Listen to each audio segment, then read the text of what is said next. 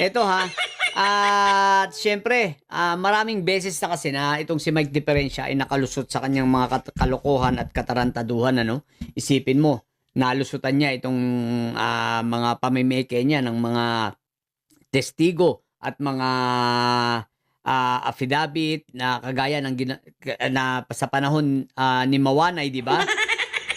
Sa panahon pala ni GMA, yung si Mawanay.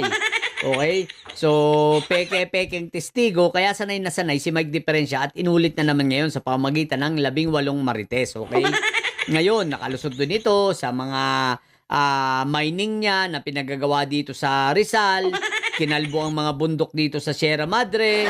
Di ba ga? Grabe ang mga kawalang hiya nito ni Mike Diferensya, no? Tapos ngayon, ito naman, pati human trafficking pinasok na matagal na niya itong ginagawa kasi may iskandalo pa nga yan sa Paddy's Point, di ba? Diyan sa Timog, oh.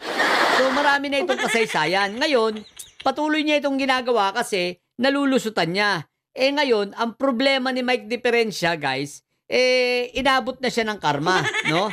Naubos na yung kanyang daanan, kanyang mga lusutan. Mukhang dead end na. At naubos na. At dahil sa naubos na, alam na natin ang magiging resulta nito. Karma is near na. Parating na sa'yo ang karma at ang karma nitong si Mike Diferensya, walang iba kundi si Matibag. So si Director Matibag lang pala katapat mo eh. Seriously speaking guys malapit-lapit na ito si Mike Diferensya at ito ay hindi na makakalabas.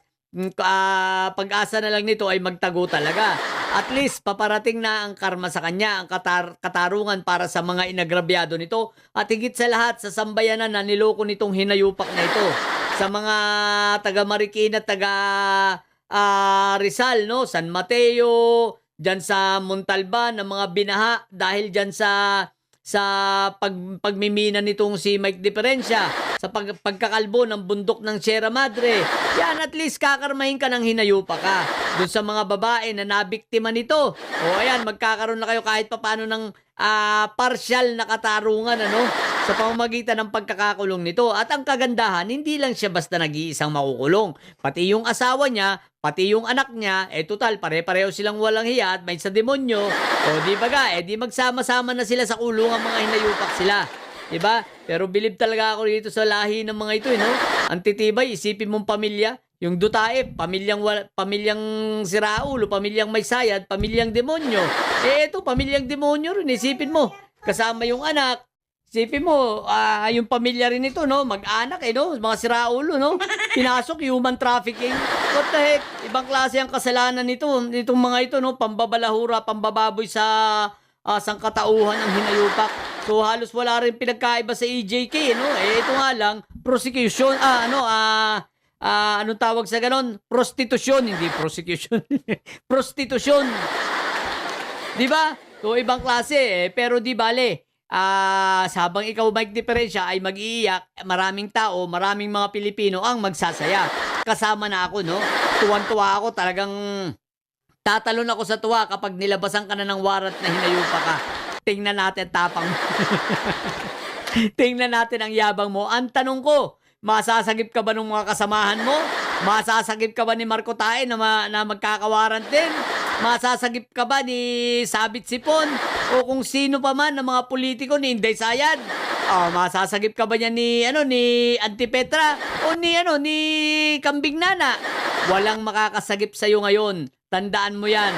Walang politikong makakasagip sa'yo, Mike Diferensya. Dahil hindi ka sasagipin at hindi makikialam kahit yung weak leader na tinatawag mo si PBBM, nako, pababayaan ka nun. Sa bagay, bakit ka naman papansinin nun? May sayad ka nga, di ba? So ngayon, at least ang katarungan ay malapit na at mararamdaman na ng mga tao, lalo na kapag lumabas na ang warrant mong hinayupa ka. Hindi na yan magtatagal dahil sa Biyernes, pag naisampa na yan, ay Diyos ko po, Rudy. Ang hihintay na lang namin ay paglabas ng warrant mo. Sa bagay, may hold departure order ka. Ang tanong, medyo hindi mo kayang magtago siguro, mahirapan ka magtago dahil wala ka namang wala kang access sa mga pagtatago na di kagaya nitong sila Senator Esprigitic, no? Tsaka ni Bantag. Pero tingnan natin kung makakapagtago ka pa, no? Basta pag nilabasan kayo ng warrant, ay naku po, Rudy, kaya nga ang payo ko sa'yo, enjoy mo na ang oras mo na kasama ang asawa mo at anak mo dahil magkakahiwa-hiwalay kayo. Eh, anyway, yung anak nga pala nito, bailable guys. Makakabail naman yung anak. Pero yung asawa, no bail din yun. So maghihiwalay talaga itong dalawang ito. Ay, Diyos ko po, Rudy! So, aabangan na lang namin yan. Nanyo, buti nga. So, yan ha. So, abangan na natin kung ano mga mangyayari sa mga darating na araw. Talaga ngayon, guys, sobra akong na-excite na ito ay mapusasan. Grabe, parang mas excited pa ako ngayon dito na mapusasan ito kaysa kay Inday Sayad. Kasi yung kay Inday Sayad, matagal-tagal pa, no? Pero ito, mas excited talaga ako rito. Kasi, pangitang-pangita na hindi ito magtatagal, guys. Hindi aabutin ito ng 2 buwan siguro. Masyadong matagal ang 2 buwan bago ito labasan ng warrant Matagal na yung 2 buwan. Baka mga 1 buwan nga lang Diba? Malabasan agad dito. So, abangan natin ha. Yun. Mabilis pa no. Iniisip ko kasi yung kay Kibuloy pagkasampa. Ang bilis din Mga 1 buwan lang siguro, di ba? 1 buwan lang. So, mga ganun rin lang yan sa RTC yan RTC ng Pasig. So, abangan natin ha. So, yun lang muna sa mga bobong didilis at may saya dyan. Na nyo, ang tatay nyo ay preso, ang pipi nyo ay bobo. Manatili kayo